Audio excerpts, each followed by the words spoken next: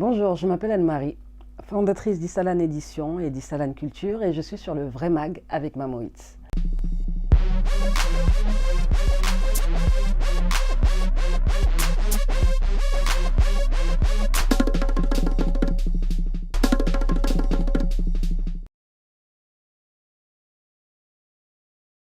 Alors, je m'appelle Anne-Marie.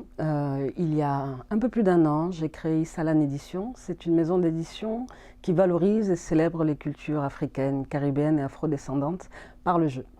J'ai voulu créer cette maison d'édition parce que il y a un peu moins de 10 ans, on va dire, je travaillais en tant que rédactrice, d'abord dans un journal papier qui s'appelait Négus, puis après sur un média en ligne qui s'appelle Nofi. Et c'est vrai que ça m'a permis de voir, de faire une sorte d'étude de marché sur le fait qu'il y avait très peu de propositions de jeux autour des cultures africaines, caribéennes et afrodescendantes. Donc c'est vrai que c'était une suite logique pour moi de continuer à transmettre l'histoire et les cultures par un support nouveau qu'est le jeu.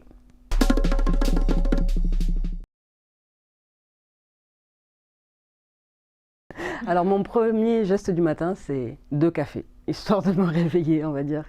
C'est la première chose que je fais le matin au réveil.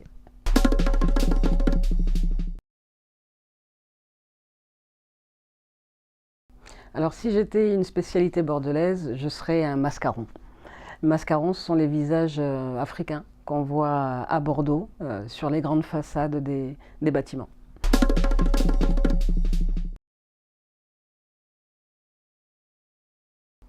Alors en novembre 2024, j'ai créé Issalan Édition. Donc c'est une maison d'édition que j'ai voulu créer pour transmettre l'histoire et les cultures afro-caribéennes. Et donc j'ai créé mon premier projet, c'était le quiz des 7 familles. Donc c'est un jeu de 7 familles revisitées autour de 70 personnalités africaines, caribéennes, afro-descendantes qui ont marqué l'histoire dans 7 domaines. Donc l'idée, c'est vraiment de partager en famille, entre amis et apprendre par le jeu. Le quiz des 7 familles est un premier tome, donc comme je disais, il y a 7 familles: littérature, spiritualité, résistance, sport, cinéma, musique et royauté. Et c'est vrai que l'idée, c'était aussi de dire il y a beaucoup de personnalités qu'on connaît, avec des aspects de leur vie qu'on ne connaît pas, et des personnalités qu'on ne connaît pas du tout, mais qui pourtant ont marqué l'histoire mondiale de manière générale. Donc voilà, j'ai créé ça il y a un peu plus d'un an. Et pour aller un peu plus loin, puisque les retours c'était oui, c'est bien, mais j'aimerais en savoir un peu plus sur ces personnalités, parce que sur les cartes, effectivement, il y a une question, mais la question ne représente pas tout le parcours de la personne. Donc, en suivant, j'ai créé des livrets pédagogiques sur les personnalités du jeu. Donc, il y a le livret littérature, résistance et royauté qui décrit un peu le parcours de chaque personnalité qu'il y a dans le jeu.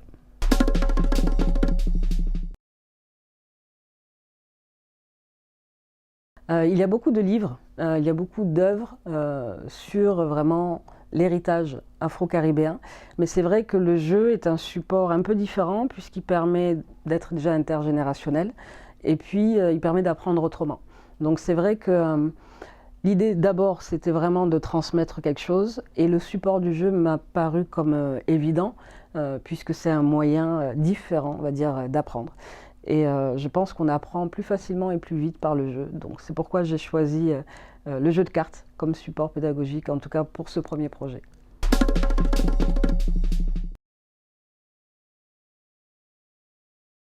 Alors Issalan Édition, c'est 2 mots. Issalan, c'est un mot en tamashek, donc la langue touareg, qui signifie, qu'on pourrait traduire par quoi de neuf, quoi de nouveau. Et l'idée avec Issalan Édition, c'est de donner des nouvelles des cultures des pays du Sud, donc que ce soit Afrique, Caraïbes ou partout où il y a des afro-descendants dans le monde. Donc Issalan Culture, c'est quelles sont les nouvelles des cultures afro-caribéennes et afro-descendantes.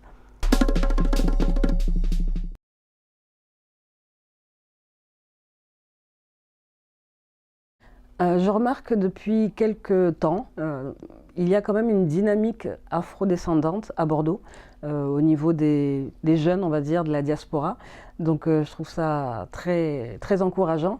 Et c'est vrai que moi, quand j'étais petite, ma mère nous emmenait sur dans beaucoup de soirées ou d'événements africains.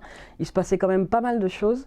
Il y avait des associations de plein de pays différents. En l'occurrence, là, c'était l'association des Nigériens de Bordeaux, dans laquelle j'allais. Et c'est vrai qu'à un moment donné, dans l'histoire de Bordeaux, tout s'est arrêté. Il n'y avait plus ni de lieu, en tout cas visible, il n'y avait plus de lieu, il n'y avait plus d'événements, il n'y avait pas grand-chose. Et là, il y a un élan, un nouvel élan avec la nouvelle génération qui fait que ici, il se passe des choses quand même à Bordeaux. Et c'est dans cet esprit-là d'ailleurs que moi-même j'ai voulu essayer de mettre en avant les auteurs, les créateurs bordelais à travers un événement que j'organise le 21 et 22 février à Bordeaux qui s'appelle Isalan Culture. Et donc c'est un pop-up culturel autour de la littérature, des jeux et des arts pour justement mettre en lumière ces talents bordelais qui existent et qui sont souvent invisibilisés.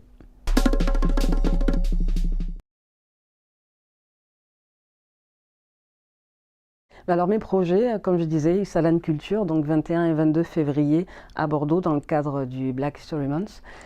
Et ensuite, développer la maison d'édition, Isalan Édition, et puis essayer de faire de Isalan Culture, donc l'événement, le pop-up, un événement régulier, puisque je pense qu'il y a énormément, et d'ailleurs il y a énormément de personnes qui m'ont contacté, que ce soit à Bordeaux ou ailleurs d'ailleurs, pour faire partie de l'événement. Donc je pense qu'il y a beaucoup de choses à faire, il y a beaucoup de personnes qui attendent aussi cette opportunité et cet espace d'expression. Donc Isalan Culture, on va essayer de rendre cet événement et ce rendez-vous régulier. Et Isalan Édition, essayer de développer d'autres supports de communication, d'autres supports pédagogiques, de transmission des cultures. Alors vous pouvez me retrouver Isalan Culture et Isalan Édition sur Instagram et Facebook. Voilà, et suivre les événements et surtout pour Isalan Culture, les artistes, les auteurs, les créateurs qui feront partie de l'événement.